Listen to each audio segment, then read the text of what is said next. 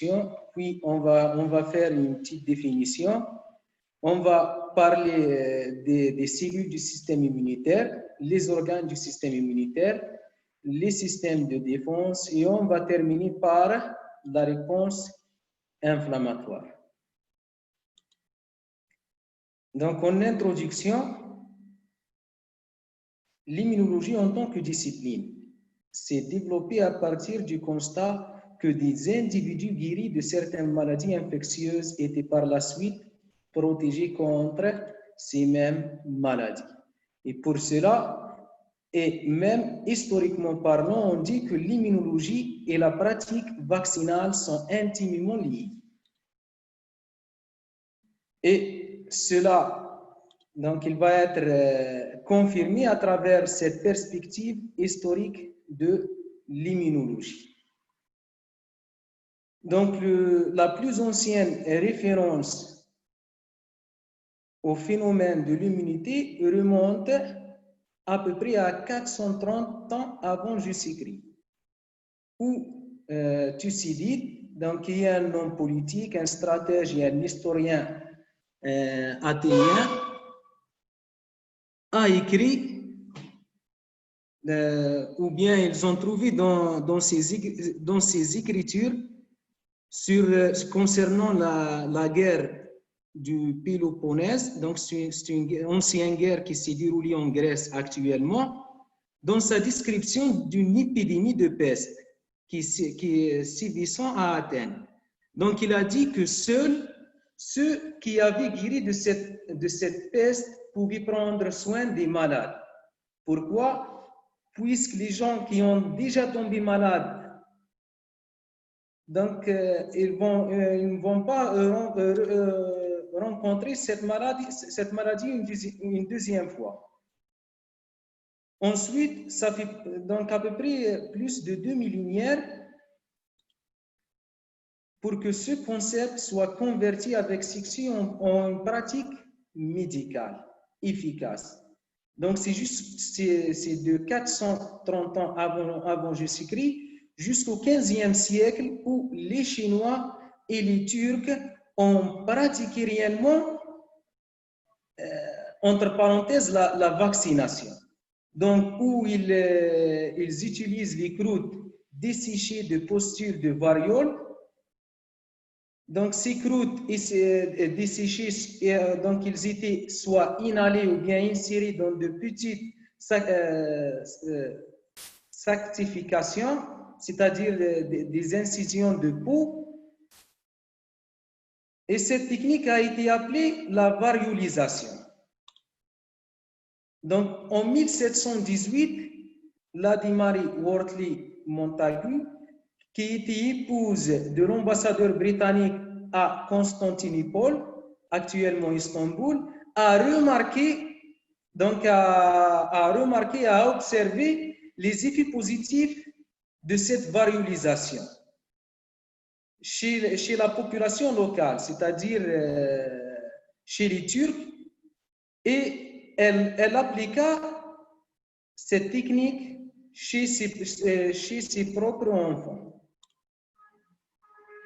En 1798, un médecin anglais qui s'appelle Edward Jenner a appliqué ce principe de vaccination où il a pris, donc ce médecin, il a pris le virus de la vaccine, le virus de la vaccine qui est une maladie bénigne, qui est la variole des vaches, et il a administré ce virus chez des patients, et par la suite, il a remarqué que ces individus ont développé une certaine immunité, une certaine résistance vers la variole humaine, donc qui tue à peu près 30% de la totalité de la population dans cette époque. Donc, et ce médecin Edward Jenner a appliqué cette technique juste en observant que les trieurs, c'est-à-dire les gens, il a remarqué que ces gens-là ne rattrapent pas cette maladie. Ensuite, en 1878, Louis Pasteur.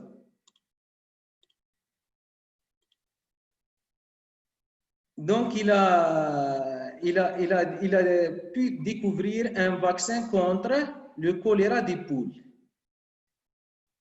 Donc, l'anecdote ici, c'est que Pasteur et son équipe ont parti en vacances.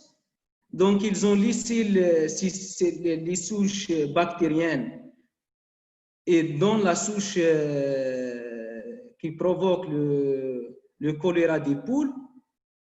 En rentrant des vacances, il a appliqué directement ces souches, donc sans qu'il sache.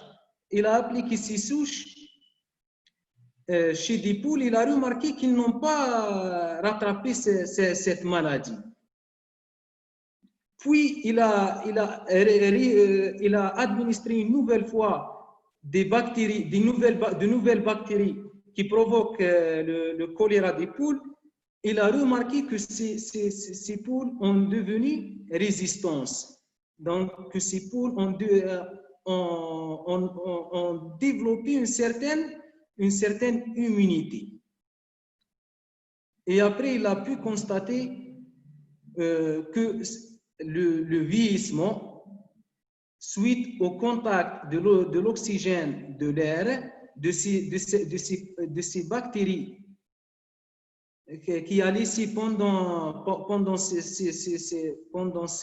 vacances, ont atténué ou bien ont diminué la virulence de ces bactéries, ce qui a donné l'opportunité à ces poules de les contracter, de les éliminer et en fait de développer une certaine réponse immunitaire.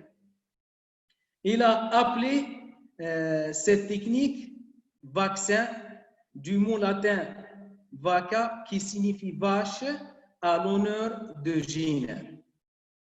Donc, il a été reconnaissant par rapport à Edward Jenner, puisque c'est lui qui lui a inspiré. Ensuite, en 1881, donc Louis Pasteur a pu développer aussi un deuxième vaccin qui est contre une autre maladie qui est le charbon des moutons. Donc, mais cette fois-ci, il a traité les bactéries qui provoquent cette maladie par la chaleur. Donc, il les a traités dans une chaleur donc, qui arrive jusqu'à 43 degrés, ce qui a pu atténuer et réduire la virulence de ces bactéries. Du même principe, puis ces bactéries atténuées ont été administrées chez les moutons et il a remarqué par la suite que les moutons vont développer une réponse immunitaire. En 1883, une troisième maladie qui est le rouget du porc, donc que Louis Pasteur a pu trouver un vaccin. Et du même principe. Donc, cette maladie est provoquée par le bacille du rouget, qui a été isolé par Robert Koch en 1881 pour la première fois. Ensuite, Louis Pasteur a travaillé sur ces bacilles en essayant de les atténuer, de réduire leur virulence. Il a essayé son vaccin pour la première fois en 1882, puis il a mis une année pour confirmer l'efficacité de son vaccin, donc il a été confirmé finalement en 1883. En 1885, Louis Pasteur, pour la première fois, il vaccine un être humain. Donc, il a appliqué pour la première fois un vaccin chez les êtres humains, et c'était un vaccin contre la rage. Et voilà la photo qui montre donc, Louis Pasteur en train de vacciner donc cet enfant, qui est un jeune garçon qui s'appelle Joseph Mister. Donc, ce garçon, il a été mordu 14 fois par un chien rabique. Et ce vaccin a réussi, et Joseph est survécu, et il a devenu par la suite un gardien à l'Institut Pasteur, qui a été créé en fait en 1887. Donc, par l'application de sa méthode, Louis Pasteur, donc, de sa méthode à l'étude des maladies infectieuses, et principalement les agents microbiens, à leur prévention et à leur prophylaxie par immunisation, Louis Pasteur venait de fonder l'immunologie. Donc, si on remarque ici dans ce graphe, donc c'est une capture d'écran du site Google Books Ngram Viewer. Donc, c'est un site qui donne des statistiques sur, par exemple, ici, j'ai écrit le mot immunologie. Donc, ici c'est le pourcentage des papiers écrits et publiés qui contient le terme immunologie par rapport à la totalité des textes publiés. Donc, si on remarque le mot immunologie, donc de 1500 jusqu'à 1650, il n'y a aucun papier qui contient le terme immunologie. Quand je dis papier, c'est-à-dire livre ou bien un article scientifique ou bien un article de presse, peu importe. Donc, personne n'utilise le mot immunologie. C'est jusqu'à la fin du XVIIe siècle, donc, où ils ont donc, peu de publications qui ont utilisé ce mot, et jusqu'à la fin du XIXe siècle, et on remarque que l'immunologie, le terme d'immunologie est en progression, son utilisation est en progression, ce qui confirme que l'immunologie, en fait, c'est une science nouvelle, c'est une science moderne, et c'est une science qui est en progression continue. Donc, en fait, la définition de l'immunologie est généralement définie comme la science qui étudie la défense de l'organisme contre les agents pathogènes, mais j'insiste sur le mais, sa portée est en fait beaucoup plus large. C'est vrai que l'immunologie, dans ses débuts, elle s'intéresse que à la réponse de l'organisme, à la réponse du soi contre les agents pathogènes. Mais en fait, actuellement, cette définition, elle n'est plus valable, mais puisqu'elle ne représente qu'une seule branche de l'immunologie, qui est l'immunologie infectieuse. Donc, l'immunologie, elle a une portée qui est en fait plus large. Elle s'intéresse à l'étude des cancers, des maladies infectieuses, de la vaccination, la transplantation, les maladies auto-immunes, maladies inflammatoires chroniques, maladies métaboliques, le vieillissement, la réparation et la génération, et également les interactions hôtes microbiotes. Par rapport à l'immunité, donc elle fait référence au mécanisme de défense d'un organisme vivant contre des agents étrangers, notamment infectieux, ou même contre des agressions internes, comme les transformations tumorales, susceptibles de menacer son bon fonctionnement ou sa survie, ou bien sa survie.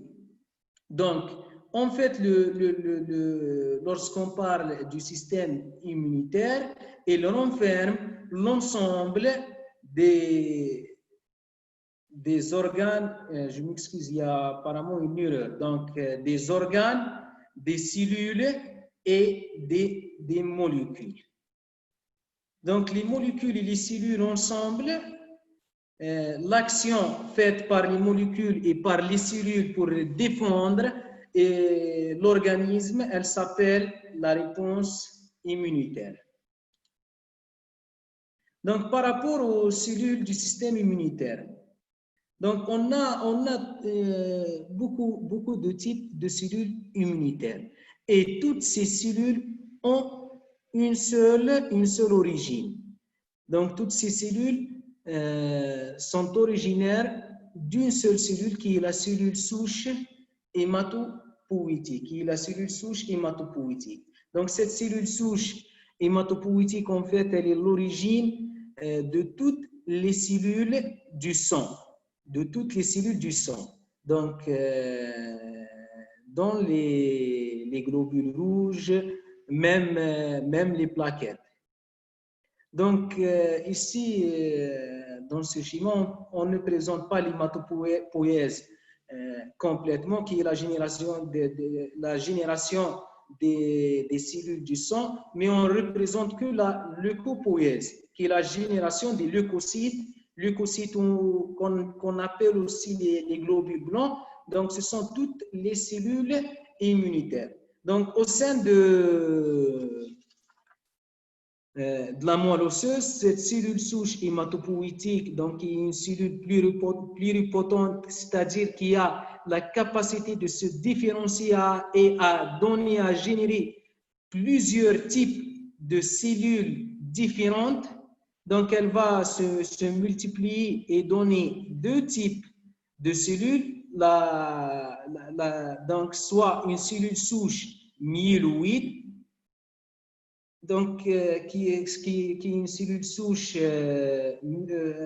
multipotente, qui a la capacité de générer toute la lignée myéloïde. Et on cite les granulocytes neutrophiles, les granulocytes eosinophiles, les granulocytes basophiles, également les cellules dendritiques, les monocytes qui vont devenir des macrophages une fois ils vont quitter la circulation sanguine. D'autre part, la cellule souche hématopoïétique, elle peut donner une cellule souche lymphoïde qui va être responsable de la formation de la lignée lymphoïde. Et on cite les lymphocytes B, les lymphocytes T, CD4+, et les lymphocytes T, CD4, CD8+, plus les cellules NK. Juste une remarque ici, on doit savoir que la différenciation de la cellule souche hématopoïétique en cellule souche myéloïde ou bien en cellule souche lymphoïde ou bien de la cellule souche myéloïde en granulocyte ou bien neutrophile ou bien en granulocyte eosinophile. Sinon, pour la cellule souche lymphoïde en lymphocyte B ou bien en lymphocyte T, elle est directement liée au lieu de la différenciation et en même temps aux différents facteurs de croissance et aux différents signaux qu'elle va recevoir cette cellule. Par exemple, pour le progéniteur lymphoïde, donc s'il reste dans la moelle osseuse, il va donner par la suite le lymphocyte B. Sinon, si cette cellule souche lymphoïde, elle migre vers le thymus, qu'on va voir par la suite, elle va donner enfin soit une lymphocyte T CD4+, sinon une lymphocyte T CD8+.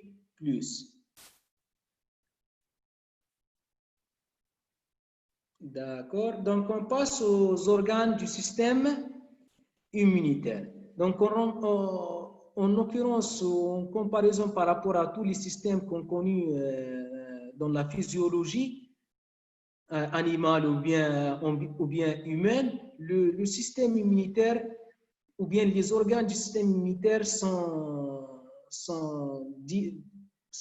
diffusés à travers tout l'organisme.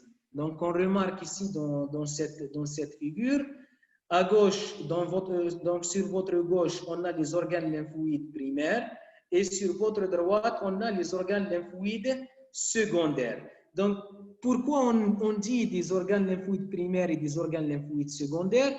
Donc, les organes lymphoïdes primaires sont le lieu de formation et de génération des cellules immunitaires. Alors que les organes lymphoïdes secondaires sont un lieu de rencontre entre les cellules immunitaires et les antigènes. Par exemple, on a les ganglions lymphatiques, donc qu'on trouve sur la circulation lymphatique, qui ont un rôle de drainage de la lymphe, de filtrage de la lymphe. Donc un drainage et un filtrage de quoi? Donc c'est un drainage et un filtrage qui cherche les corps étrangers, les pathogènes. Pour la rate, donc, elle est l'organe immunitaire responsable du filtrage du sang.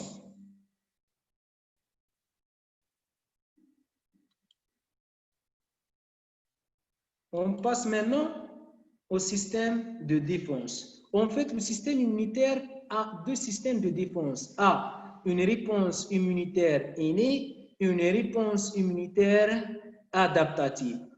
Une réponse immunitaire innée qu'on peut appeler aussi une réponse immunitaire naturelle ou bien une réponse immunitaire non spécifique. Une réponse immunitaire adaptative qu'on peut appeler aussi une réponse immunitaire acquise ou bien spécifique. Donc, chaque réponse immunitaire a ses propres, ses propres cellules. Par exemple, pour l'immunité innée, on a les macrophages, on a les neutrophiles, les eosinophiles, les basophiles, les cellules NK, principalement. Pour l'immunité adaptative, on a des cellules spécifiques qui sont les lymphocytes B et les lymphocytes T. Donc, on peut dire que l'immunité innée est une réponse constitutive d'action immédiate. Donc, la réponse immunitaire innée, donc elle va déclencher directement et immédiatement une fois elle va rencontrer un antigène. Elle est non adaptative, c'est-à-dire elle est naturelle, non spécifique et elle est identique à chaque fois. C'est-à-dire il n'y a pas de mémoire. Et elle répond de la même manière, même si elle va rencontrer le même antigène plusieurs fois. Même s'il va rencontrer le même antigène plusieurs fois,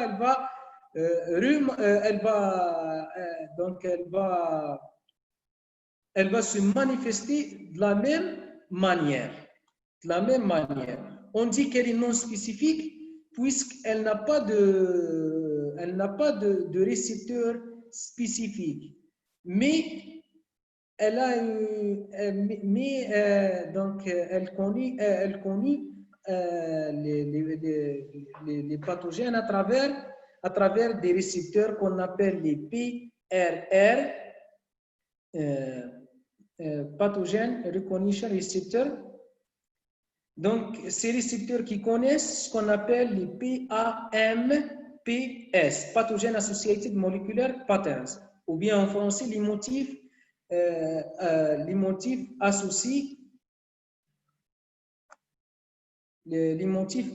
associés aux pathogènes. Ou bien les DAMPS, Danger Associated Molecular Patterns. Donc, si on prend pour comprendre les PAMPS, on donne comme exemple les bactéries gram-négatives. Toutes les bactéries gram-négatives, ils partagent quoi en fait ensemble? les bactéries gram négatives. Donc, ils partagent les LPS, le lipopolysaccharide. Donc, le lipopolysaccharide est considéré comme un pathogène associated molecular patterns, comme un motif associé, partagé par toutes les bactéries gram négatives. Donc, ce lipopolysaccharide, il va être reconnu par les cellules de l'immunité innée, puis cette bactérie gram négative, elle va être éliminée. Donc, lorsqu'on dit non spécifique, c'est-à-dire il va agir de la même manière envers toutes les bactéries gram négatives. Alors que pour l'immunité adaptative, donc je reprends que j'ai dit qu'on peut l'appeler aussi immunité spécifique ou bien immunité acquise. Donc, en fait, c'est une réponse constitutive d'action lente de quelques jours. Donc, pour que la réponse immunitaire adaptative peut être activée et peut être déclenchée, elle a besoin d'une phase qu'on appelle une phase de latence. Donc, elle a besoin de temps donc pour qu'elle puisse activer les lymphocytes B ou bien les lymphocytes T spécifiques à cet antigène, à l'agent déclencheur. Elle est adaptative. C'est-à-dire,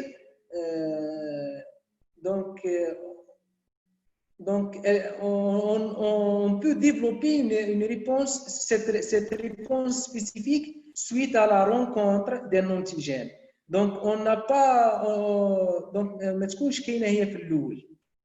C'est suite à la rencontre d'un antigène que notre système immunitaire va développer cette réponse immunitaire spécifique. Elle est spécifique également, c'est-à-dire si on prend deux bactéries qui sont gram négatives, la réponse immunitaire adaptative, elle va répondre par deux manières ou bien par deux façons différentes à ces deux bactéries différentes, même si elles partagent les deux le LPS, le lipopolysaccharide. Cette réponse est amplifiée lors d'une seconde rencontre et elle est plus amplifiée lors d'une troisième ou bien quatrième et cinquième. Donc, à chaque rencontre, elle va être amplifiée. Et on remarque la présence des cellules mémoire. Donc, ça, c'est pour l'immunité adaptative. Également aussi, on a ce qu'on appelle l'anti-immunité. Donc, l'anti-immunité, si on partage ce mot, donc, c'est l'abréviation de antérieur. Donc, on peut dire que c'est l'immunité antérieure, c'est-à-dire c'est l'avant-immunité. Donc, elle représente quoi? Elle représente l'ensemble des barrières permettant à l'organisme de limiter les infections avant toute mise en action du système immunitaire. C'est-à-dire, l'anti-immunité, cette anti-immunité, elle représente, elle regroupe un ensemble de barrières qui sert à quoi? Qui sert à nous protéger même avant l'activation du système immunitaire. C'est-à-dire qu'ils vont tout faire pour arrêter, pour bloquer la pénétration des agents pathogènes dans notre organisme.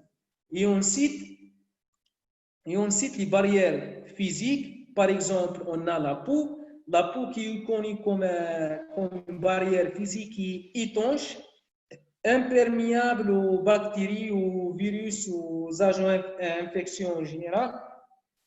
On a les barrières dites mécaniques. Et on cite par exemple le mouvement mécanique des cils. Le mouvement mécanique des cils, donc qui va éliminer les pathogènes. On a des barrières chimiques, c'est à travers les différentes sécrétions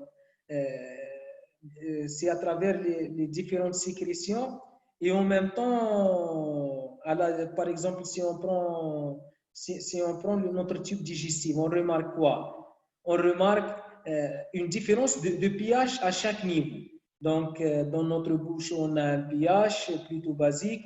Par contre, à l'estomac, on a un pH un pH qui est très acide. On a aussi des barrières biochimiques. C'est par rapport à l'implication des enzymes. On cite comme exemple le contenu acido-enzymatique de l'estomac. Et on a des barrières biologiques comme la flore commensale que vous connaissez certainement tous, l'Escherichia coli qu'on trouve dans notre intestin. Donc cette flore commensale, cette bactérie, donc elle fait partie de l'auto-immunité et elle nous protège. Donc comment? C'est en se fixant sur des récepteurs dans l'intestin. Donc, elle va entrer en quelque sorte en compétition avec d'autres bactéries qui peuvent être des bactéries pathogènes. Donc, ces bactéries ne vont pas trouver des sites de fixation, bien des sites d'adhésion au niveau de l'intestin et donc automatiquement, ils vont être éliminés par le flux intestinal.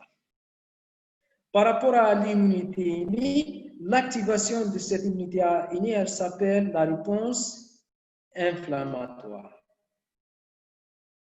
Donc, dans notre présentation, on ne va pas parler de l'immunité adaptative, puisqu'elle est très compliquée, elle nécessite beaucoup de détails, beaucoup de temps et tout. Mais on va essayer d'aborder ensemble la réponse inflammatoire, de comprendre comment cette réponse, comment elle se fait, de comprendre certains mécanismes ensemble. Alors que pour l'immunité adaptative, on a deux types de réponses immunitaires adaptatives. On a une réponse immunitaire humorale, donc qui va être orchestrée, médiée principalement par les lymphocytes B, à travers la sécrétion des molécules que vous connaissez tous, les anticorps, et on a une réponse immunitaire cellulaire qui va être donc orchestrée, qui va être médiée par les lymphocytes T, principalement par les lymphocytes T cytotoxiques. Donc la réponse immunitaire humorale, donc elle intervient dans la lutte contre les pathogènes extracellulaires, alors que la réponse immunitaire cellulaire, elle va intervenir contre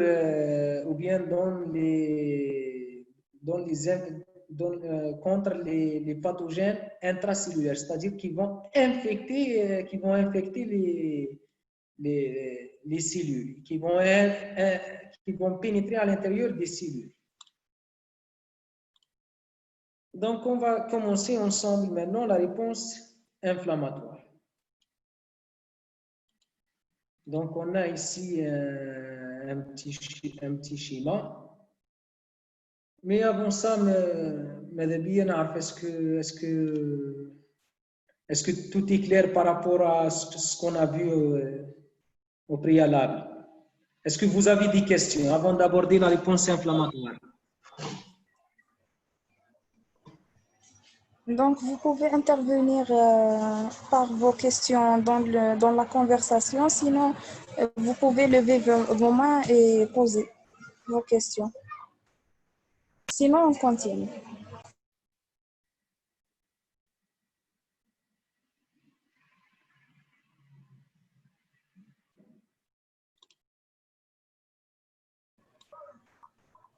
Je pense qu'on continue, Badr.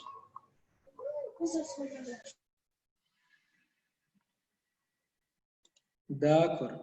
Donc, concernant la réponse inflammatoire, on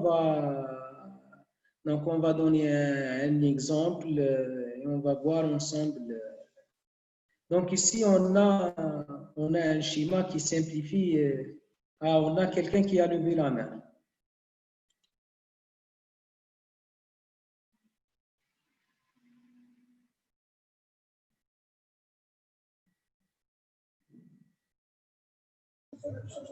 C'était juste une erreur, Monsieur Badr. Oui. D'accord. Donc, on a un schéma d'une coupe de la peau. Donc, ici, on a la peau. Ici, c'est les cellules. Alors là, en rouge, c'est un vaisseau. C'est un vaisseau sanguin. Un vaisseau sanguin, normalement, il contient quoi? Donc, il contient comme cellules principalement les globules rouges et les globules blancs.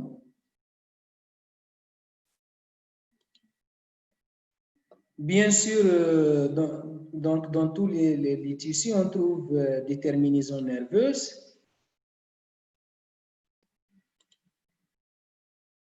Donc, une fois une agression aura lieu, donc cette agression, dans ce cas-là, donc c'est une piqûre.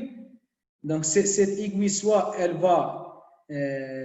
va contenir elle-même des bactéries ou bien des virus ou bien autre chose. Sinon, elle va introduire quoi? Ce qu'on appelle une porte d'entrée qui va permettre aux bactéries ou bien aux agents infectieux de pénétrer dans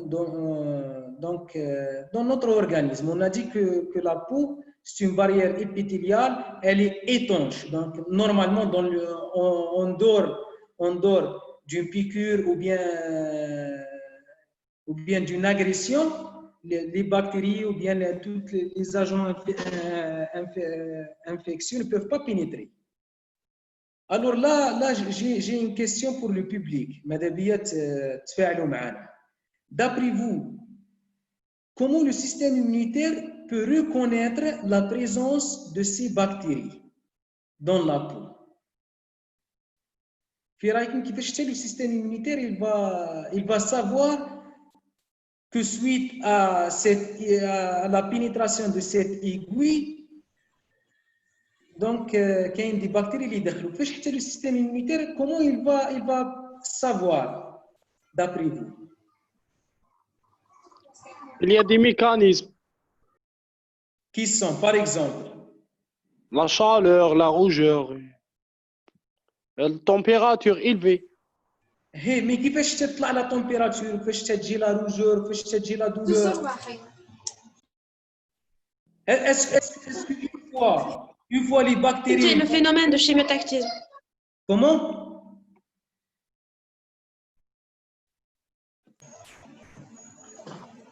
La reconnaissance par les récepteurs. C'est par le biais des cytokines et par l'antigène, donc il y a le chimiotactisme. Mais qui va sécréter ces cytokines? معليش par rapport à ce schéma-là, est-ce que ce schéma-là, est-ce qu'il est juste ou bien est-ce qu'il manque quelque chose? Donc on a dit que dans un tissu, donc on a que des cellules tissulaires, on a des vaisseaux sanguins qui contiennent des cellules immunitaires qui sont les globules blancs et des globules rouges, et on a des terminaisons nerveuses. En d'autres termes, est-ce que le tissu contient que des cellules tissulaires ou bien on trouve des cellules immunitaires dans le tissu? Les cellules dendritiques. Très bien. Donc, dans les tissus, on trouve quoi? On trouve des cellules immunitaires dites des cellules résidentes. Donc, qui sont des cellules qui résident le tissu. Donc, qui restent toujours dans le tissu. Pourquoi ces cellules sont des cellules résidentes? Pourquoi elles sont là dans le tissu? C'est pour la détection. Donc, ces cellules dendritiques, qu'on appelle aussi des cellules sentinelles. Donc, ce sont des cellules sentinelles qui vont détecter quoi? Qui vont détecter la présence de tout agent infectieux. Donc, et ce sont ces cellules dendritiques qui vont détecter la présence de ces bactéries. Ensuite, ils vont phagocyter ces bactéries. Et suite à la phagocytose de ces bactéries, ces cellules dendritiques, ils vont être activées. Et après leur activation, ils vont sécréter quoi? C'est là où on arrive à la sécrétion ils vont sécréter des cytokines et des chimiokines. Ces cytokines et ces chimiokines donc, vont interagir sur quoi? Donc, ils vont avoir principalement deux fonctions. La première fonction, une fonction sur les vaisseaux, sur la paroi des vaisseaux vasculaires, donc sur ce capillaire. Vous savez qu'au niveau des tissus, les vaisseaux sanguins sont sous forme de capillaires. Donc, ces cytokines et ces chimiokines, ils vont avoir une première action sur les parois des vaisseaux, sur les cellules endotheliales qui forment ces capillaires, et une deuxième action qui est sur les cellules immunitaires. Donc, on va voir ensemble. Pour la première action des cytokines sur la membrane vasculaire, sur les vaisseaux, donc la première action, c'est de provoquer une vasodilatation. Vous savez ce que veut dire une vasodilatation? Une vasodilatation, c'est une augmentation du diamètre. C'est une augmentation du diamètre d'un vaisseau. La deuxième action, donc il va provoquer une augmentation de la perméabilité vasculaire. Une augmentation de la perméabilité vasculaire, ce qui va provoquer une sortie plus importante de plasma de l'intérieur du capillaire vers le milieu extracellulaire. Donc, cette sortie de plasma va être à l'origine de la formation du gonflement.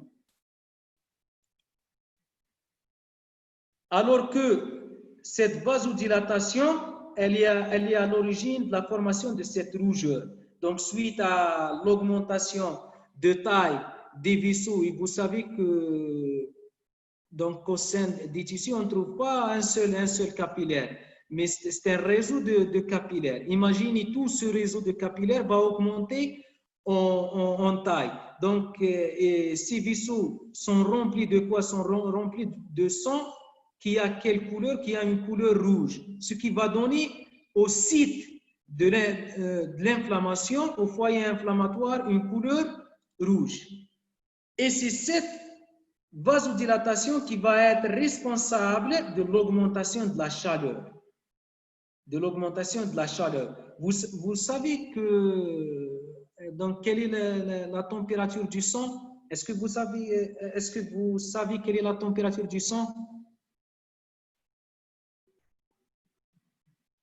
ماذا بيا تكون كاينه une interaction تفاعل من عندكم 37 très bien.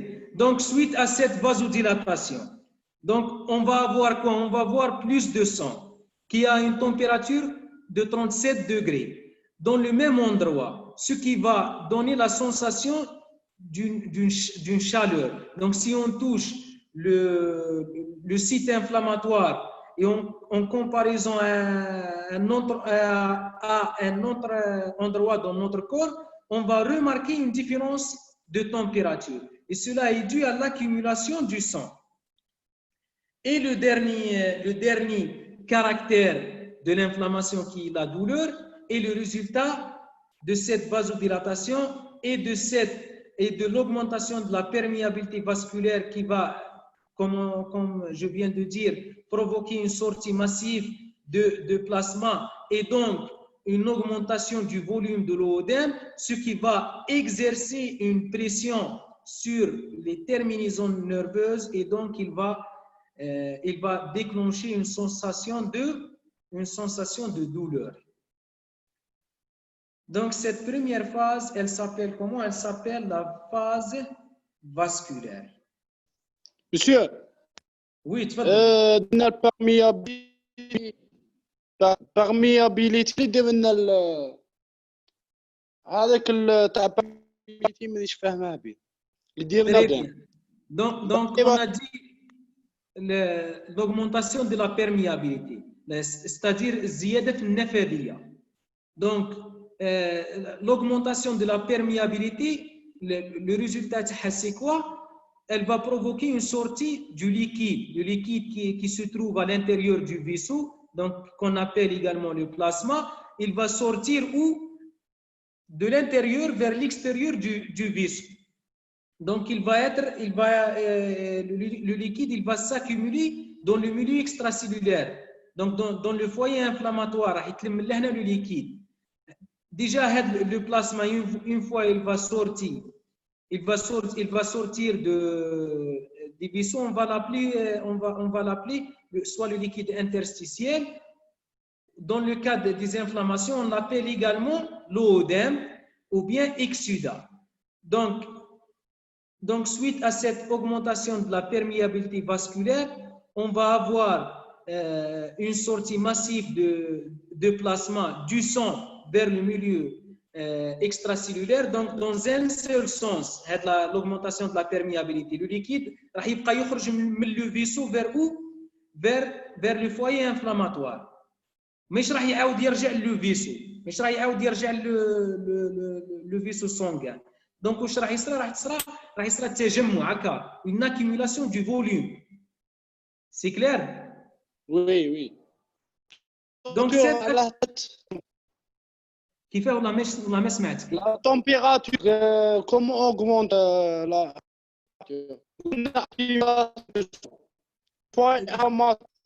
Donc, par rapport à la température, donc on a dit déjà on va avoir une vasodilatation. Une vasodilatation, c'est-à-dire on va avoir un volume plus important de sang dans le site inflammatoire par rapport aux autres sites de l'organisme. هذه متفاهمين فيها. Donc راح يكون كاين تجمع أكثر للدم في مكان الالتهاب أكثر منه في مكان آخر. هكا d'accord, هذه 2-1. Oui. Où on sait que le sang a une température constante qui est une température de 37 degrés. Déjà donc imaginez-vous un endroit qui fait plus de sang à 37 degrés par rapport à un autre endroit. Donc automatiquement l'endroit qui fait plus de sang, la température تاعو راح تطلع شويه هكا.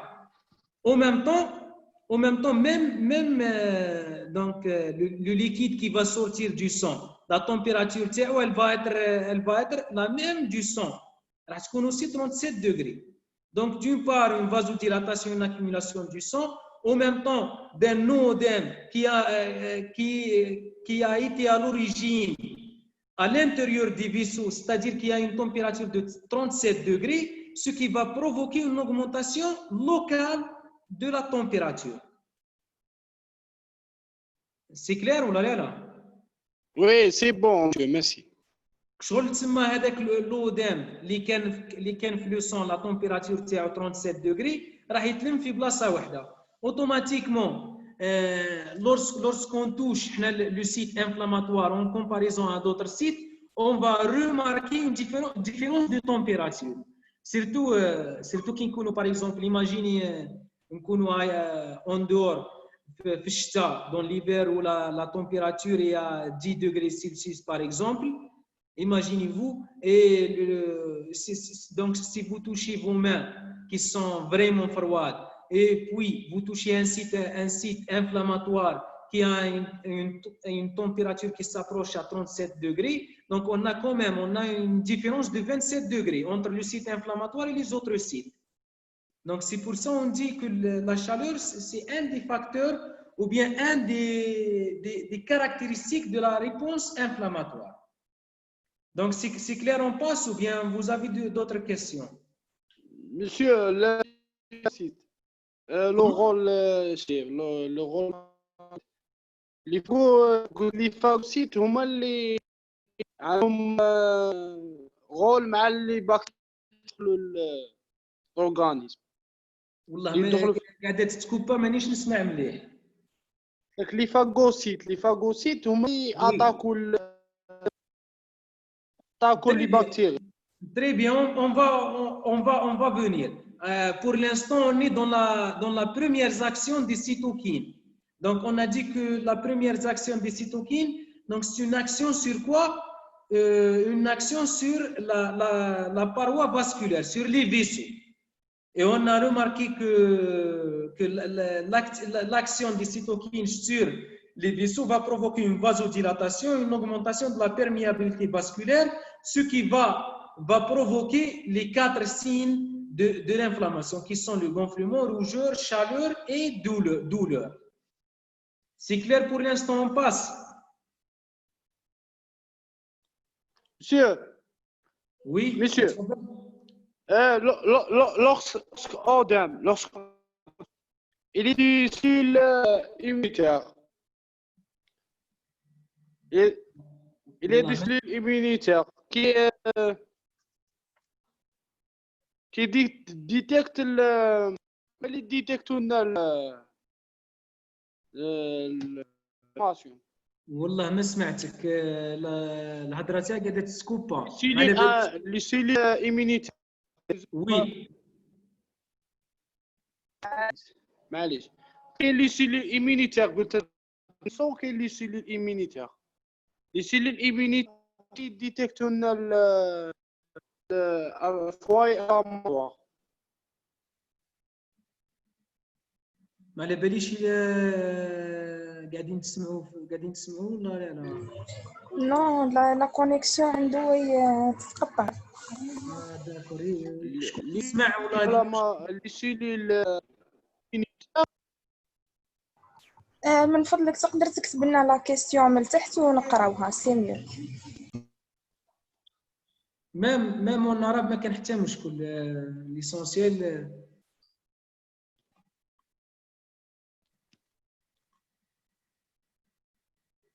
detect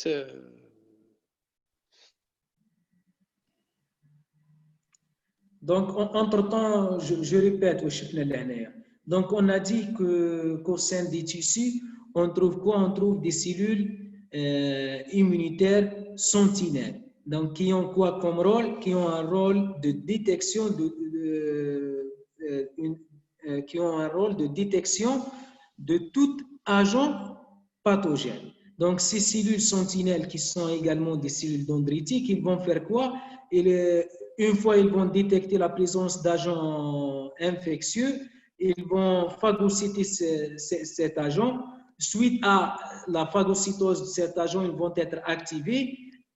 Et suite à leur activation, ils vont sécréter quoi? Ils vont sécréter des médiateurs chimiques qui sont également les cytokines et les chimiokines. Donc, ces médiateurs chimiques sécrétés par les cellules dendritiques, ils vont avoir une action sur les vaisseaux et une action sur les cellules immunitaires. On a commencé par expliquer les actions des cytokines et des chimiokines sur les vaisseaux. On a dit que les cytokines ils vont activer les cellules endothéliales qui forment les membranes des capillaires. Suite à cette activation, donc ils vont provoquer une vasodilatation. Et une vasodilatation, c'est-à-dire quoi? C'est-à-dire une augmentation de volume du vaisseau, et ils vont provoquer aussi une augmentation de perméabilité vasculaire. Donc, suite à cette vasodilatation et cette augmentation de perméabilité cellulaire, on va avoir quoi? Donc, on va avoir un gonflement, puis le résultat de la sortie du liquide qui s'appelle le plasma du sang ou bien du vaisseau vers le milieu extracellulaire. Donc, ce qui va provoquer une accumulation de ce liquide, donc qu'on peut appeler aussi odème ou bien dans le cas des inflammations exudats. Le deuxième signe, c'est la rougeur qu'on a expliqué par le fait des vasodilatations. Donc, ce qui va donner une couleur plus rouge au site inflammatoire par rapport aux autres sites de notre organisme, et une chaleur donc, qui est aussi le résultat d'une accumulation de ce liquide qui a une température très proche ou bien identique à celle du sang qui est à 37 degrés. Et le dernier signe qui est la douleur, qui est le résultat de la pression impliquée sur les terminaisons nerveuses. Donc, suite à ce gonflement. Est-ce que tu as la question, là, Mazel? Il a dit que les cellules immunitaires détectent le foyer inflammatoire. Puis, qu'il me la question, il a dit qu'on passe. Par terminaison.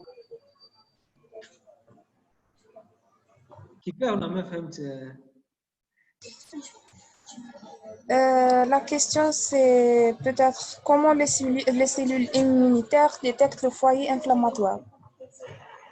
On a dit, par rapport à la détection, on a dit que les cellules dendritiques, ils font partie des cellules immunitaires.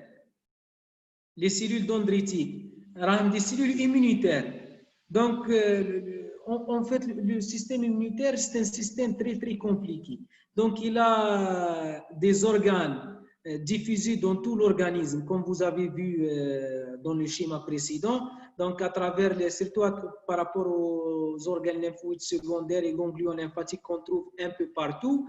En même temps, donc, il a un grand nombre de cellules.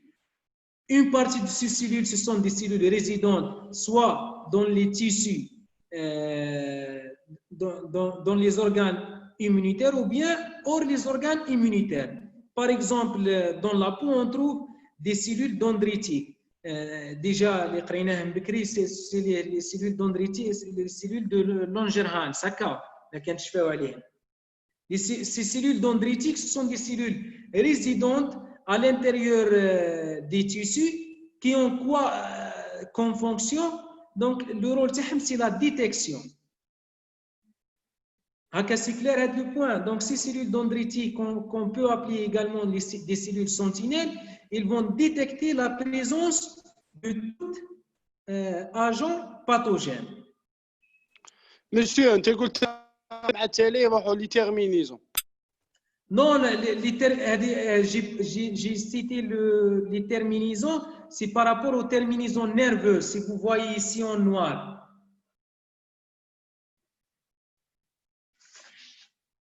En noir, là, tu vois le curseur taille.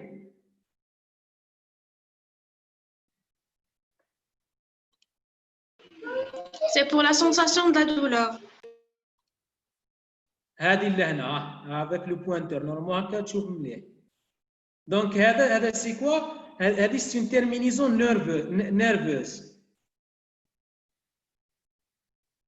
Donc, suite au gonflement, une certaine pression va être impliquée sur ces terminaisons nerveuses, ce qui va générer une sensation de douleur.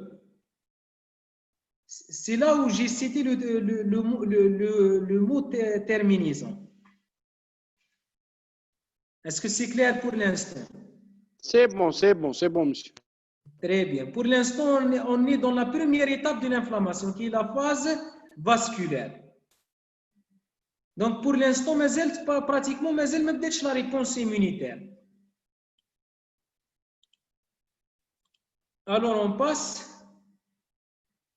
à la deuxième action, qui est l'action des cytokines et des chimiokines sur quoi? Sur les leucocytes, sur les cellules immunitaires.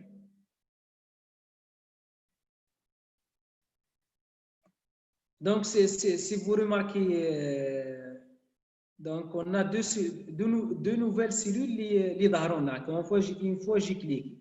Donc, cette petite cellule, c'est la cellule, c'est la granulocyte neutrophile, ou bien qu'on appelle aussi polymorphonucléaire neutrophile. Et on a ici la monocyte. Donc, principalement, dans la réponse immunitaire, on a deux cellules immunocompétentes qui vont être les responsables de l'élimination de l'agent pathogène, qui sont les neutrophiles et les monocytes. Donc, ces cytokines et ces chimiokines, ils vont activer ces cellules immunocompétentes qui sont les neutrophiles et les monocytes. Ah, je m'excuse. Hein.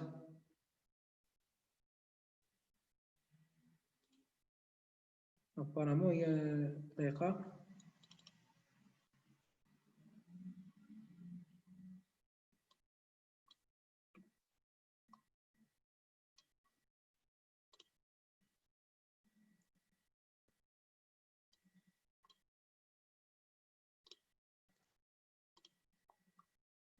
Donc, on a dit que ces cytokines et ces chimiokines, ils vont activer quoi? Ils vont activer ces cellules immunocompétentes qui sont les neutrophiles et les monocytes.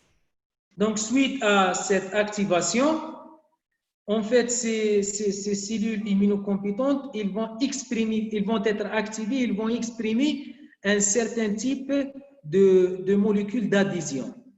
Est-ce que vous connaissez les molécules d'adhésion? Les molécules d'adhésion cellulaire. Ou bien non? C'est comme les cadérines. Très bien. Donc, c'est comme les cadérines. Ce sont des molécules qui sont responsables de la jonction et entre les cellules. On peut dire donc responsable de l'adhésion ou bien de la jonction. Donc, ces cytokines, ils vont activer ces cellules immunocompétentes qui sont les neutrophiles et les monocytes. Donc, suite à cette activation, juste pour donc, le but des cytokines, c'est quoi? C'est l'activation de ces cellules, de 1. Alors que le but des chimiokines, c'est le recrutement. Le recrutement par quel mécanisme? Par chimiotaxisme. Mais là, on a un problème. Donc, pour que ces cellules qui se trouvent à l'intérieur du vaisseau peuvent joindre le foyer inflammatoire, ils doivent faire quoi? Ils doivent passer ou traverser la membrane vasculaire. Donc, ces cellules, ils doivent traverser la membrane vasculaire. Dans le cas physiologique normal, les cellules ne peuvent pas traverser la membrane vasculaire. C'est que les molécules, c'est que les nutriments ou bien les liquides qui peuvent traverser les membranes vasculaires. Alors, ces cellules, pour qu'ils puissent traverser la membrane vasculaire, donc ils ont besoin d'un mécanisme spécial qui s'appelle diapédèse. Donc, ces cytokines, ils vont activer ces cellules immunocompétentes, les neutrophiles, les mastocytes. Donc, au début, les cellules immunocompétentes qui se trouvent à l'intérieur du vaisseau, ils expriment quoi?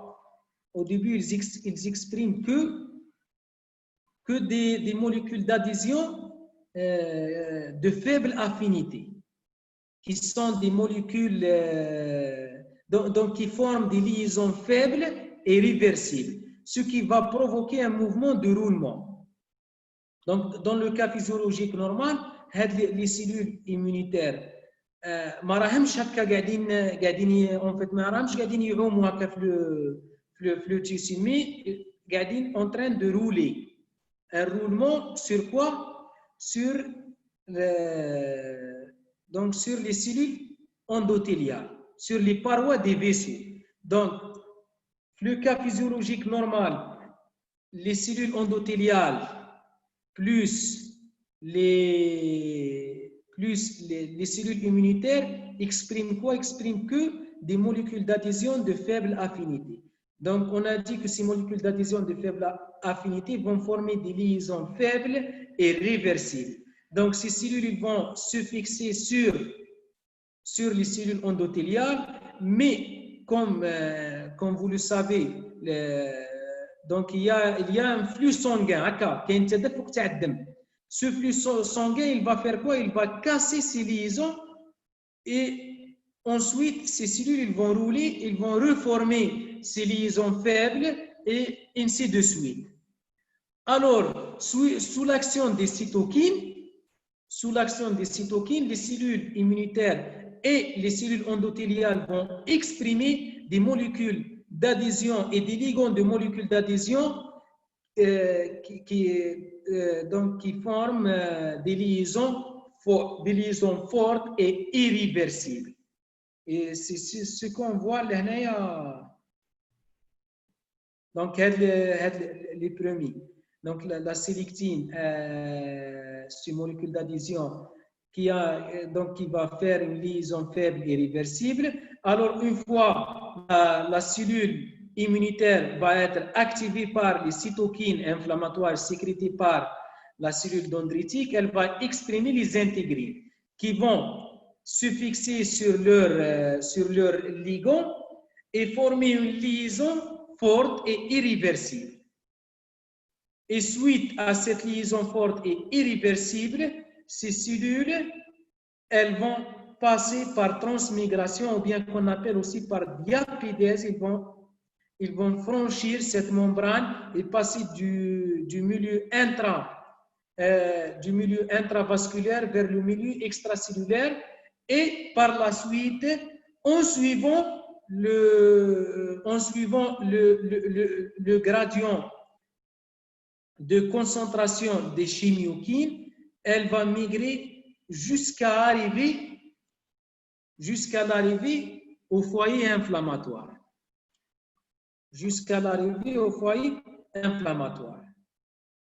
Donc, ces cellules ils vont migrer en suivant le gradient de concentration des chimiokines, c'est-à-dire du milieu le moins concentré où ils étaient vers le milieu le plus concentré. Donc, automatiquement, ces chimiokines sont sécrétées par qui? Sont sécrétées par les cellules dendritiques qui se trouvent où? Qui se trouvent dans le foyer inflammatoire. Donc, automatiquement, la concentration la plus importante, la plus élevée des chimiokines, elle se trouve où? Elle se trouve dans le foyer inflammatoire. C'est-à-dire, plus on se rapproche de l'origine de ces chimiokines, plus la concentration elle va être plus importante.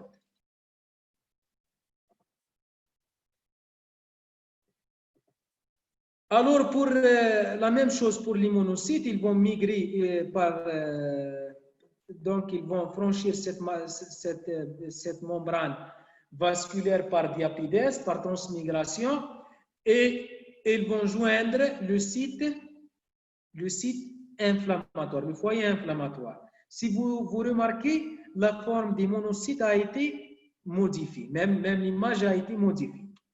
Alors, il faut prendre en compte que les monocytes sont des monocytes que dans la circulation sanguine. Une fois ils vont quitter la circulation sanguine, ils vont devenir des macrophages. Donc, les monocytes, une fois ils vont quitter la circulation sanguine, ils vont devenir des macrophages. Si vous avez remarqué aussi, j'ai mis plus de neutrophiles que de macrophages. Pourquoi? Puisque les neutrophiles sont les cellules qui arrivent les premiers au site inflammatoire. Et elles sont principalement les responsables de l'élimination de quoi? De l'élimination de l'agent déclencheur de cette réaction inflammatoire. Monsieur, diabète, هو المالاديون تاع النيوتروفيل مع المونوسيت مع الاندوثيليا هذا diabète. Diapidèse, c'est le phénomène par lequel les cellules migrent du sang donc de l'intérieur du vaisseau vers l'extérieur, vers le milieu extracellulaire. C'est la diapidèse. Donc on dit diapidèse ou bien transmigration, c'est la même chose. Merci, merci. Donc c'est le mécanisme qui permet aux cellules immunitaires de franchir ou bien de sortir ou bien de quitter le vaisseau sanguin. Donc, en fait, le rôle des cytokines, c'est l'activation des cellules immunocompétentes et les chimiokines, c'est l'attraction, bien la chimioattraction et le but de cette deuxième action, en fait, c'est le recrutement des cellules immunocompétentes. On veut dire quoi par immunocompétentes? C'est-à-dire des cellules qui sont capables, qui ont la capacité de faire quoi? Qui ont la capacité d'éliminer l'agent pathogène. Ensuite, ces neutrophiles et ces macrophages, ils vont phagocyter, ils vont éliminer totalement quoi? Ils vont éliminer l'agent pathogène. Donc, cette deuxième phase, elle s'appelle la phase cellulaire. Donc, on a vu qu'on a une phase vasculaire et on a une phase cellulaire. Donc, cette phase cellulaire, je reprends là comme but quoi? Son but principal est le recrutement des cellules immunocompétentes qui sont principalement les neutrophiles et les macrophages. Donc, après l'élimination de l'agent pathogène, est-ce que l'inflammation خلصت؟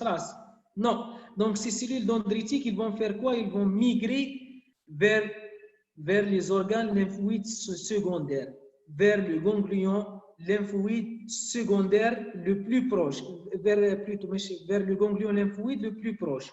Pourquoi? Pour présenter l'antigène qu'elle a capté aux cellules de l'immunité cellulaire, pour que ces cellules se préparent et pour activer une réponse immunitaire cellulaire et surtout pour développer une réponse mémoire pour que notre organisme soit prêt à une nouvelle agression par le même pathogène. Donc ensuite, on note quoi? C'est donc la dernière phase, c'est la phase de réparation. On note... Comment? Monsieur, j'ai une question, s'il vous plaît. Oui, tfadli.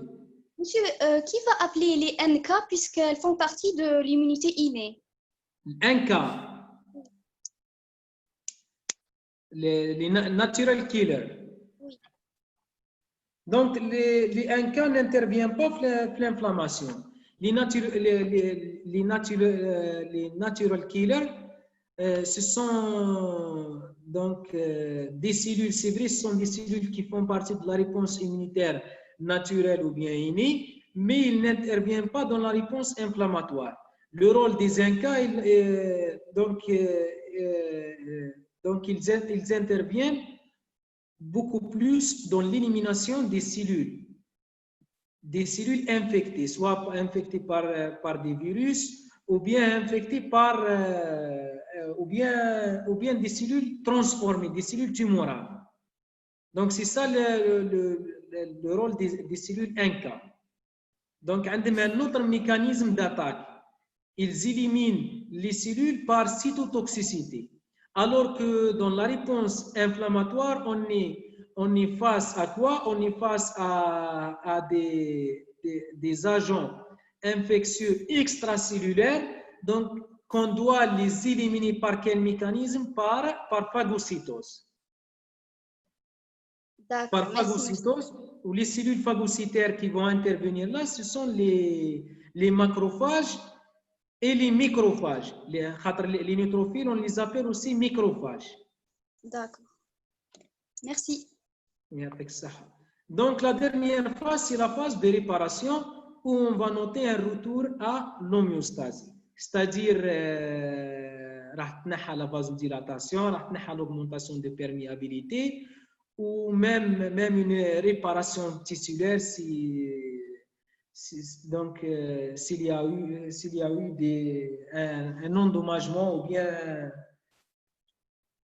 en même temps une élimination complète par les macrophages des débris cellulaires ou bien des pathogènes. Donc, en principe, on a terminé la réponse inflammatoire et cette présentation. Et le débat est ouvert.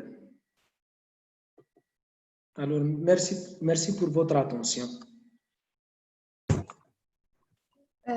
Donc, merci beaucoup, Monsieur Mortari. Merci pour cette présentation. C'était vraiment une très bonne initiation de l'immunologie. C'était très bien expliqué. Et surtout, je suis très fière de cette collaboration entre les biologistes et les vétérinaires. Barakallahu fik. Donc, si vous avez des questions, vous pouvez intervenir.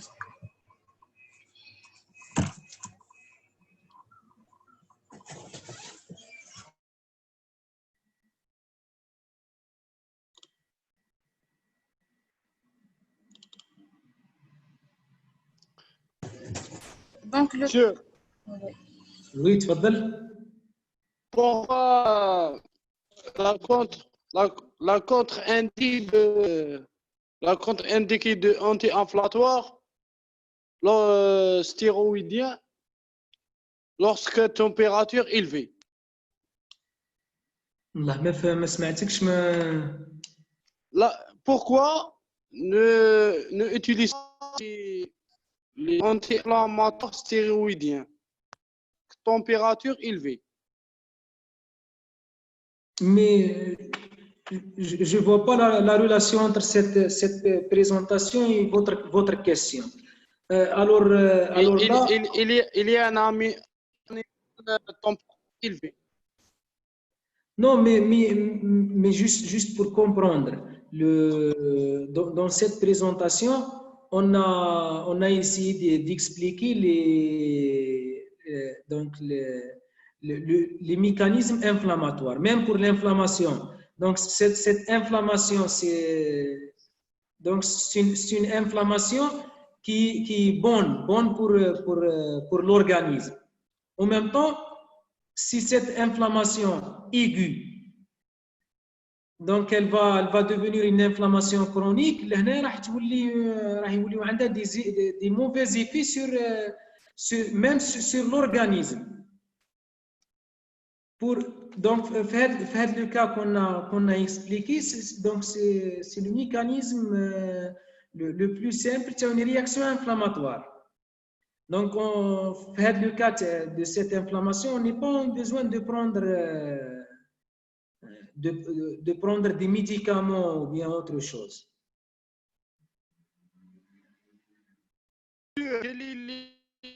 Immunodépression. Je n'ai pas compris immunodépression. Dépression. C'est-à-dire l'immunité تتعاود, je sais pas. Mais donc chez les patients immunodéprimés, oui. Donc là, on a plusieurs cas. Donc soit كاين كيما نقولوا اللي يكون كيما نقولوا suite à des facteurs génétiques, donc يزيد directement avec immunodéprimé.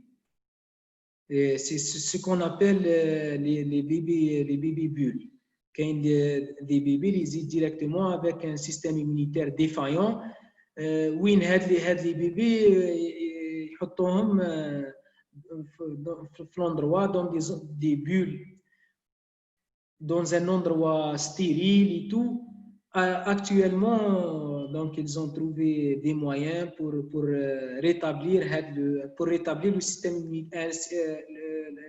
immunitaire et reconstruire le système immunitaire chez cette catégorie. Également, on a aussi une immunodéficience acquise. Donc, cette immunodéficience acquise, elle peut être soit temporaire ou bien دائمة.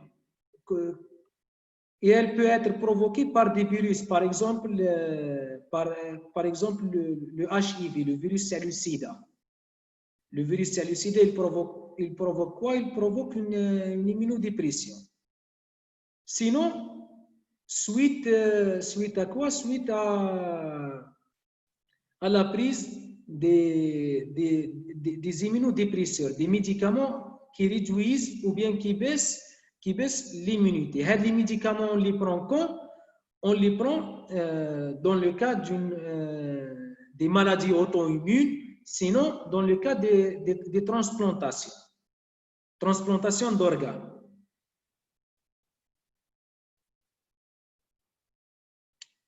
C'est clair?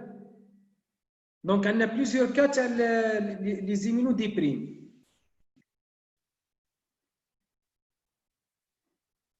Monsieur, lorsque maladie, il y a certains médicaments qu'on a utilisés عما ما تنفعش في ذاك الانيمال. عما الانيمال هذاك يكون يعرفها ولا ما فهمتش. Un exemple. Est-ce que vous parlez des antibiotiques? Les antibiotiques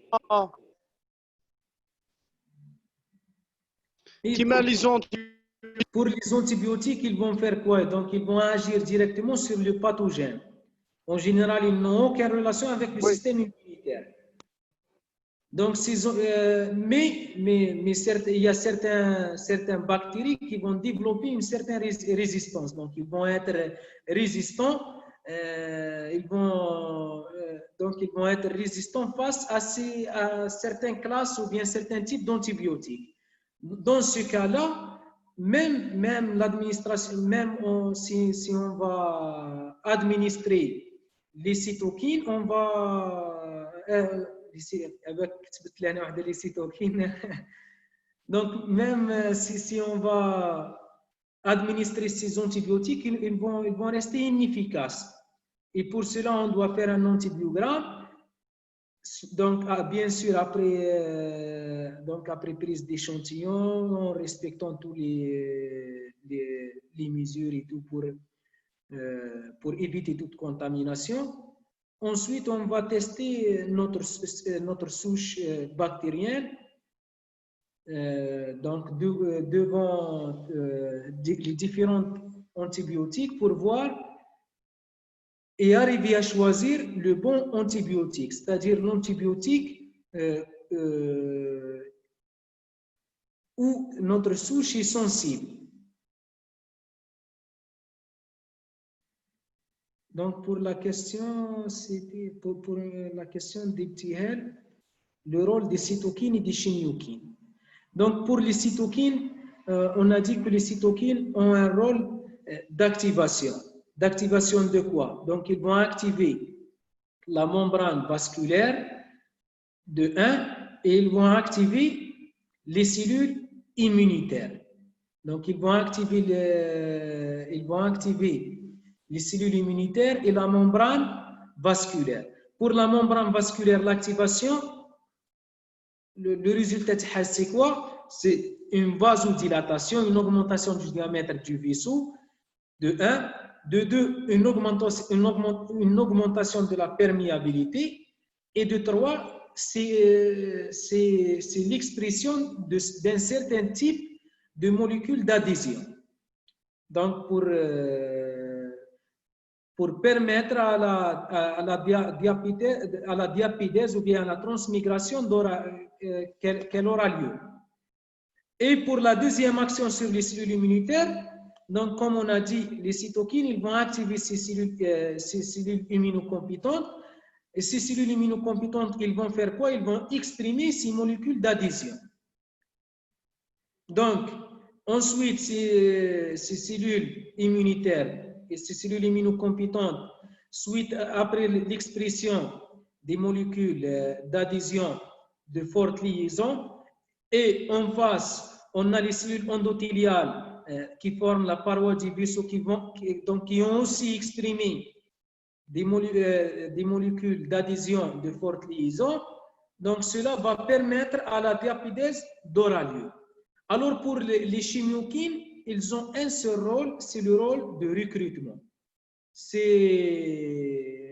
Donc, les chimiokines, ils vont recruter par un mécanisme, par chimiotactisme, ils vont recruter les cellules endothéliales. Donc, en d'autres termes, les cytokines plutôt, ils vont permettre aux cellules de quitter la circulation sanguine, de quitter le vaisseau sanguin, alors que les chimiokines, ils vont permettre aux cellules qui ont quitté le vaisseau sanguin d'arriver jusqu'au foyer inflammatoire. بالعربيه دونك لي سيتوكين واش راح يديروا هما راح ياكتيفيو واش راح ياكتيفيو لي سيلول اندوثيليال اللي يشكلوا لنا الغشاء ولا اللي يشكلوا لنا لا باروا فاسكولير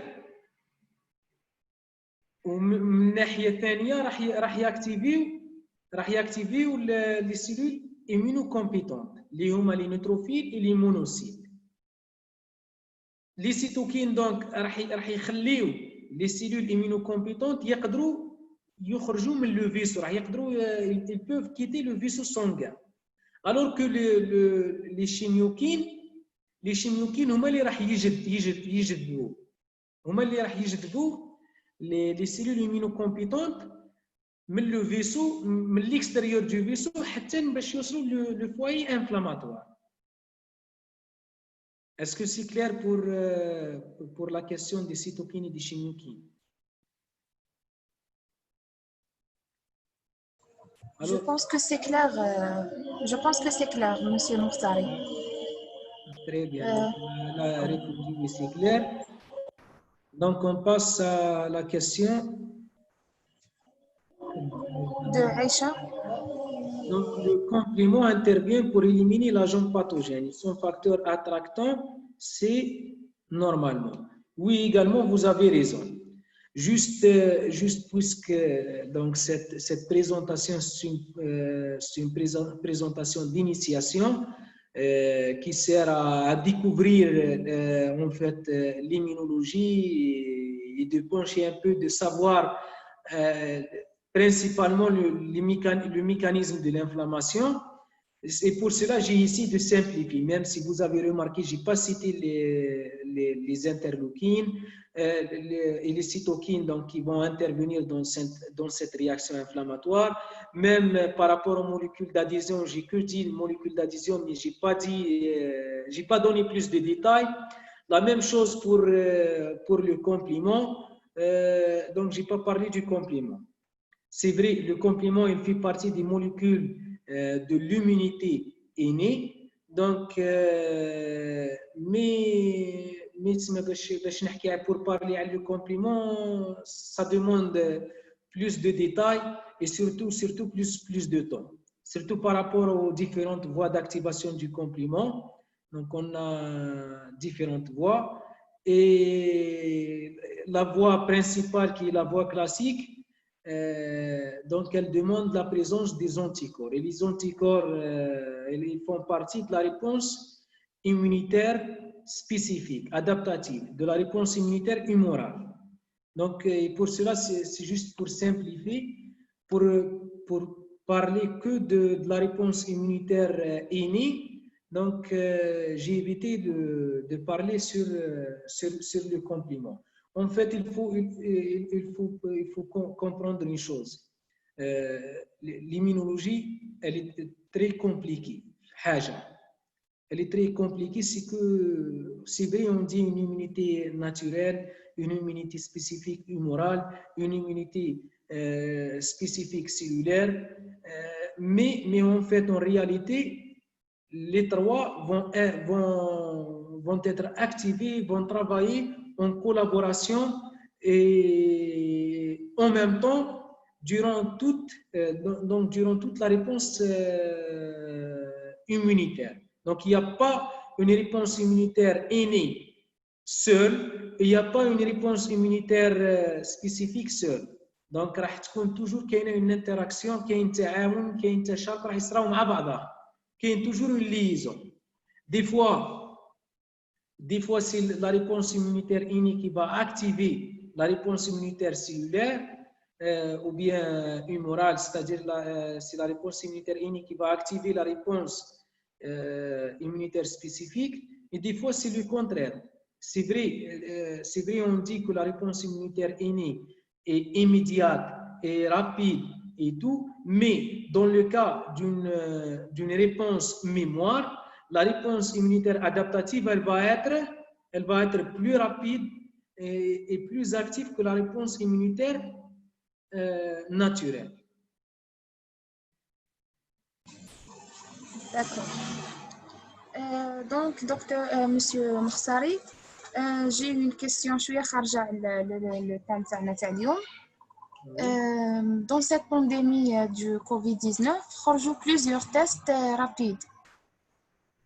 Est-ce que vous pouvez nous expliquer le principe تاعهم وكيفاه surtout نقراو les résultats?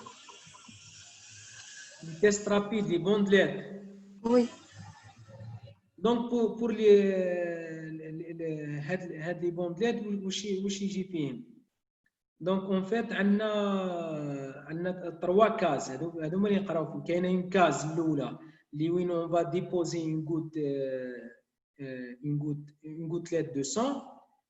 Ensuite, donc le sang par capillarité, il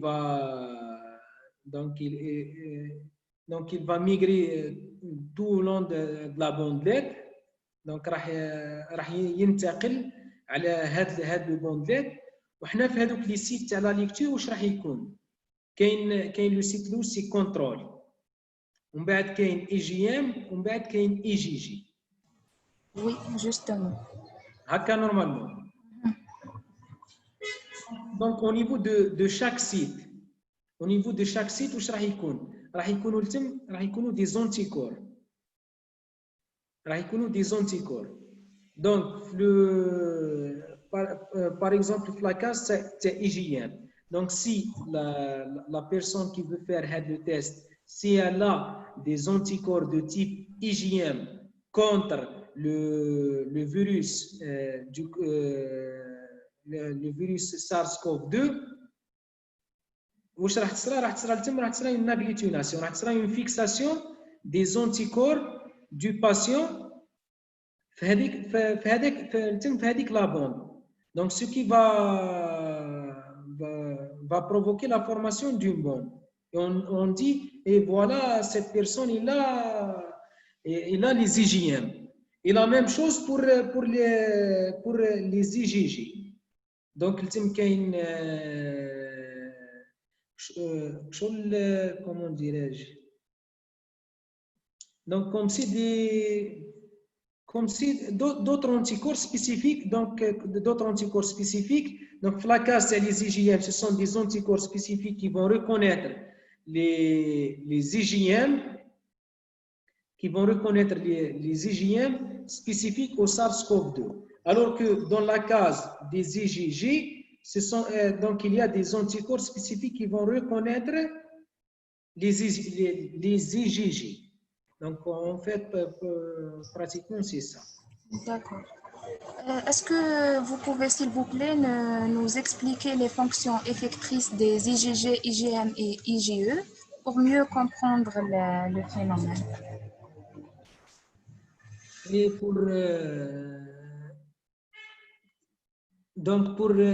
donc il faut savoir que les IgM, ce sont les anticorps naturels. Donc, وش نقصد بالناتورال, c'est-à-dire ce sont c'est le premier type d'anticorps qui va être formé. C'est le premier type d'anticorps qui va être formé ou bien sécrété suite à une rencontre avec un antigène. Et si on prend l'exemple le plus connu, c'est l'exemple du système ABO, le système des groupes sanguins. Donc, si votre groupe sanguin est le groupe A, vous avez dans votre corps quel type d'anticorps? Donc, si vous êtes du groupe A, vous avez quoi dans votre sérum comme anticorps? B. Comment? Anti-B. Très bien, c'est les anti-B. Les anti-B, ce sont des IgM anti-B. Ce sont des IgM anti-B.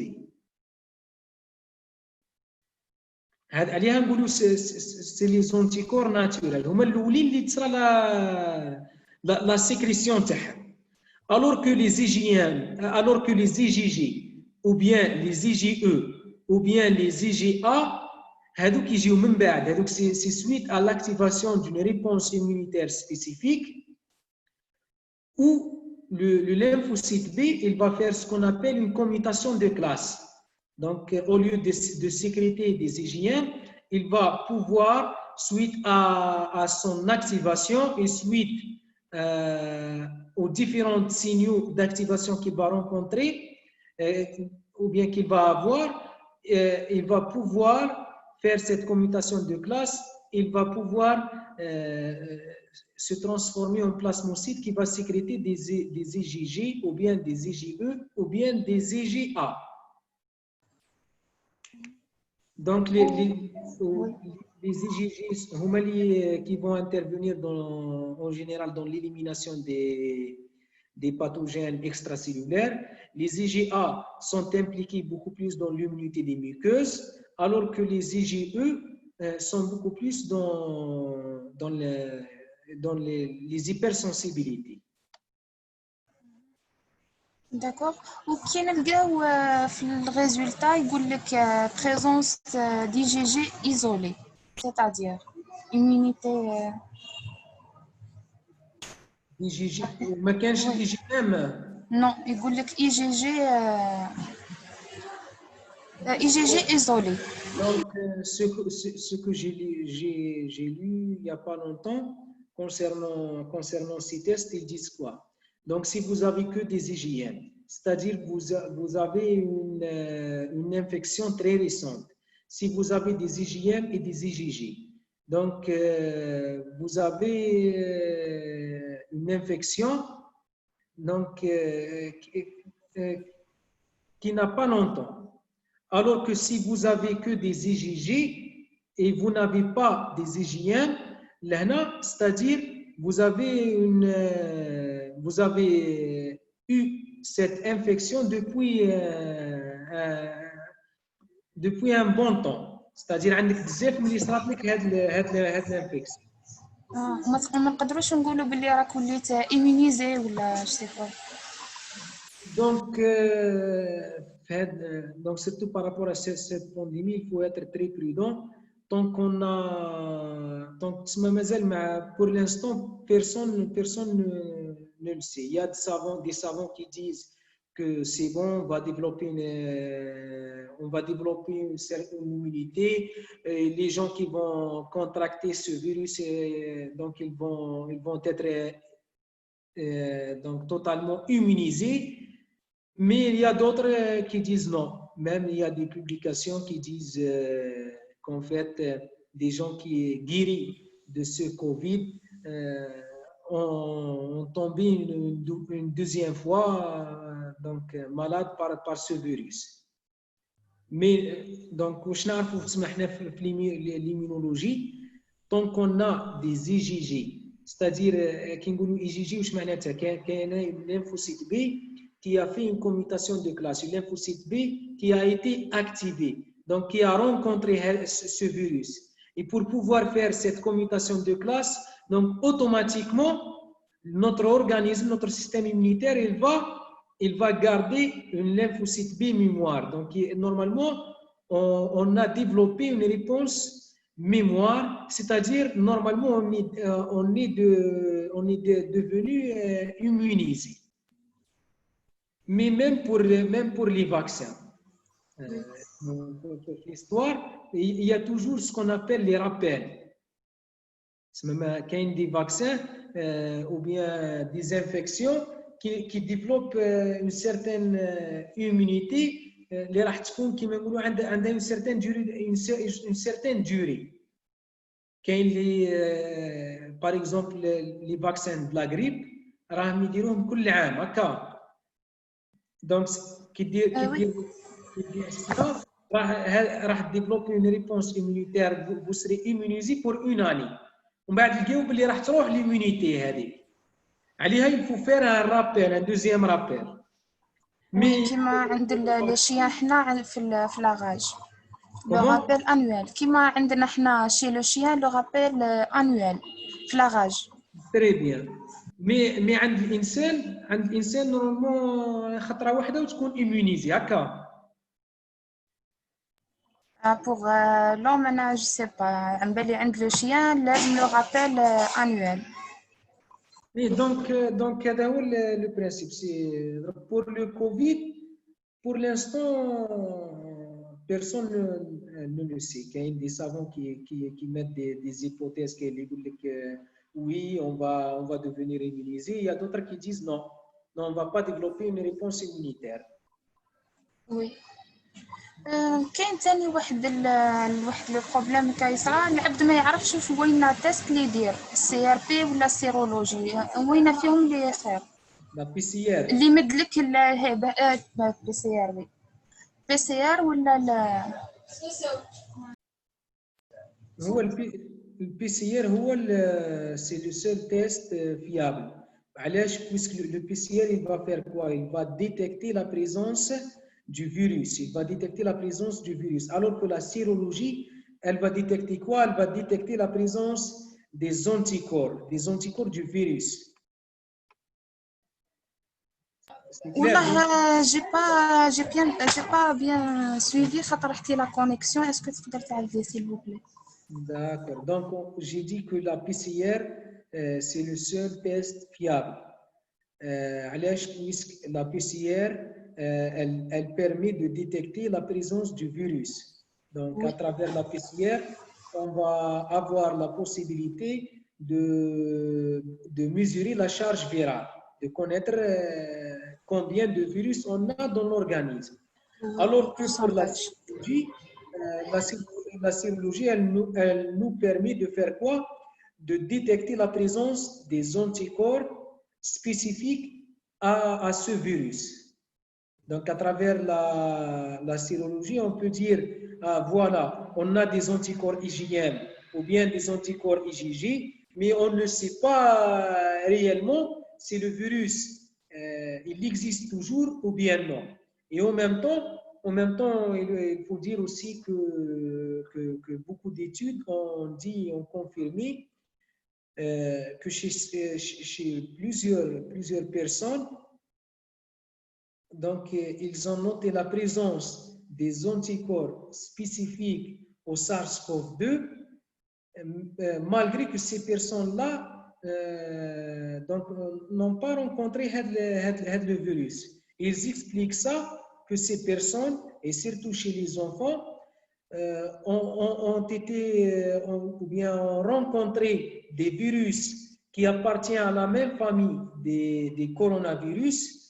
Et donc, ces personnes-là ont pu développer ce qu'on appelle une immunité croisée. C'est-à-dire, ils ont développé une immunité contre un virus qui appartient à la famille du coronavirus. Et ce virus-là, il partage les mêmes parties ou bien les mêmes épitopes avec le virus du SARS-CoV-2. Donc, une fois ils ont développé une réponse immunitaire contre le virus grippal qui appartient à la famille du coronavirus, automatiquement, ils ont développé une réponse immunitaire croisée envers le SARS-CoV-2. عليها تبقى تسمى لا سيرولوجي elle reste juste pour donc juste pour compléter ou bien pour mais pour la détection علاش حتى المينيستير de la santé تاعنا ou bien même l'OMS et déjà à travers tout à travers le monde le seul test fiable pour la détection du SARS-CoV-2 c'est le PCR. Le reste, ils peuvent être et le scanner et la sérologie, c'est des tests complémentaires qui aident dans le clinique, le traitement et le suivi de malade. Oui, merci beaucoup. Donc, je pense qu'il n'y a pas d'autres questions. Alors, je tiens de vous remercier, Monsieur Mouhtari Badreddine, pour cette présentation, pour votre effort. Yatek Saha et Yatek Saha. J'ai une question. Oui. Les protéines d'adhésion cellulaire interviennent dans les mécanismes de liaison entre quelles cellules? La réponse inflammatoire. Donc, dans notre cas, on a parlé des molécules d'adhésion cellulaire qui vont assurer l'adhésion ou bien la fixation des cellules immunocompétentes inflammatoires qui sont les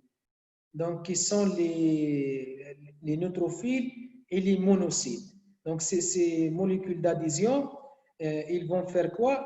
Ils vont aider les cellules immunitaires à se fixer sur la membrane vasculaire et donc sur les cellules endothéliales.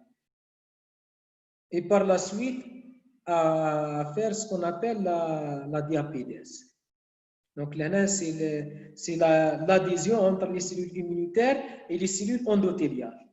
Les cellules endothéliales, donc ce sont les cellules qui forment la paroi des capillaires, des vaisseaux sanguins. Alors, une autre question, monsieur, les leucotriens, c'est des chimiokines. Alors, non, ils ne sont pas des chimiokines. Les chimiokines, qui interviennent là, c'est l'interleukine 8. C'est l'interleukine 8. Là, notre nom, normalement, c'est CXC8 ou bien, je ne me rappelle pas bien exactement du mot de chimiokine qui intervient, mais c'est l'interleukine 8. C'est le CCL8, très bien.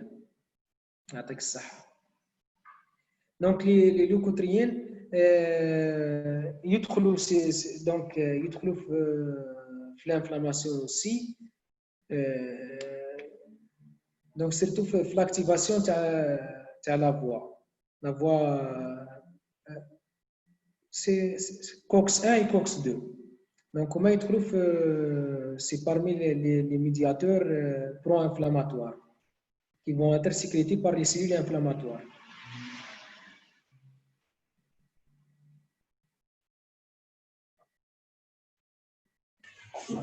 En fait, j'ai essayé de simplifier au maximum pour...